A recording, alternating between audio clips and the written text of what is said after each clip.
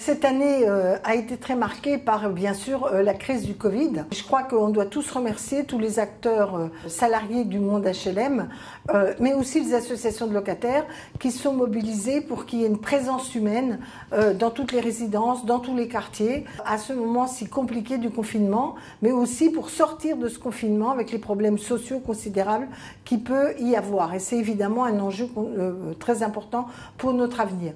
Mais ça recoupe un débat qu'on avait indépendamment de la crise Covid. Il faut que nos logements soient mieux adaptés aux besoins de nos locataires et sans doute financièrement moins chers globalement pour l'ensemble des Français. Et donc là, on attend des pouvoirs publics de nous accompagner dans cette capacité à rénover et à construire avec les moyens d'améliorer la qualité de nos logements. Mais je pense qu'il y a un autre enjeu qui était important, c'est que notre société a besoin d'offrir à chacun un vrai parcours résidentiel. Un petit peu comme la promotion sociale doit être un élément qu'on favorise dans la société et dans notre République, il faut que le parcours résidentiel, quelqu'un puisse par exemple accéder à la propriété. Le problème, c'est que l'accession à la propriété a augmenté dans le pays, mais pas l'accession sociale.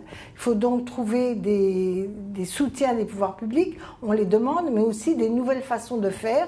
Et c'est ce qui se passe avec les organismes de foncier solidaire où on dissocie le prix du terrain du bâti de telle manière que premièrement c'est beaucoup plus accessible pour les ménages modestes. Deuxièmement, il y a une garantie pour les collectivités locales, c'est que ces terrains vont rester des terrains pour des gens qui vivent dans leur maison, dans leur logement, c'est-à-dire pas des résidences secondaires ou d'autres fonctions Airbnb, et d'autre part qu'il n'y aura pas de spéculation foncière. Donc c'est un bon exemple de la capacité du mouvement HLM à trouver des solutions qui répondent à l'attente de nos concitoyens qui se projettent dans l'avenir.